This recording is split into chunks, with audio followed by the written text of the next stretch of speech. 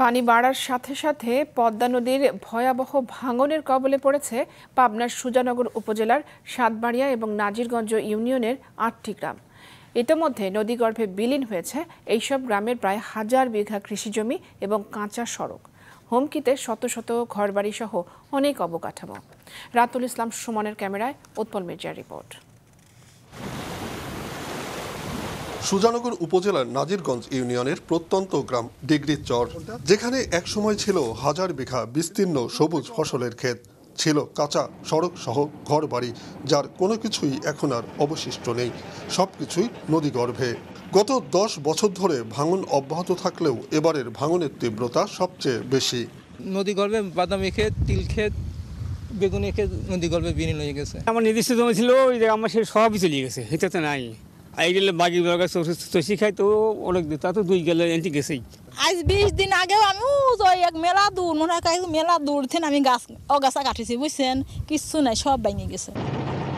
এক গ্রামের মতোই পদ্মার ভয়াবহ ভাঙনের কবলে পড়েছে মালিফা, ইন্দ্রজিৎপুর, নয়াগ্রাম, ফকিরপুর, মোহনপুর, গোপালপুর, শ্যামপুর, কালিকাপুর ও গোয়ারিয়া। সব আমাদের সব ভাঙিয়ে আছে, বাচ্চা এলাকার লোক বাবু আর খাওয়ার কায়দা নাই। আবাদ করবি কি আছে, একটু ভাঙি চুরি গেলি বাড়ি খাওয়া দাওয়া বন্ধ। মোটামুটি ১৫ নদীর মাঝখানে ছিল আর কি, এটা তো নদীর বেদনে পড়ে গেছে। এইভাবে যদি ভাঙে তাহলে যে এই নদীর পাড়ে যে চরগুলো আছে এরা অচিরেই বিলীন হয়ে যাবে। স্থানীয়রা জানান, পানি বৃদ্ধির সাথে সাথে গত ১৫ দিন ধরে বেড়েছে ভাঙনের তীব্রতা। এরই মধ্যে নদীগর্ভে বিলীন হয়ে গেছে বিস্তীর্ণ ফসলের ক্ষেত। এই গর্ভে অনেক জমি আছে, সবই নদীর ভিতরেই, তাতে ৬০-৮০ বিঘে এইরকম। মালিফা, ইন্দ্রজিৎপুর, নয়াগ্রাম, রায়পুর, মোহনপুর, গোপালপুর, হাসামপুর, বরকাপুর, কালিকাপুর, এই মৌজাগুলো নদীর উপর, নদীর পাড়ের উপর প্রতিষ্ঠিত। এগুলো ভাঙতে ভাঙতে প্রায় শেষের দিকে। স্থানীয় উপজেলা নির্বাহী কর্মকর্তাও ভাঙনের ভয়াবহতার কথা স্বীকার করে জানান, এ ব্যাপারে প্রয়োজনীয় পদক্ষেপ নেওয়ার জন্য পানি উন্নয়ন বোর্ডকে অনুরোধ করা হয়েছে। সংশ্লিষ্ট সকলে মিলে আমরা নিয়মিত পরিদর্শন করছি।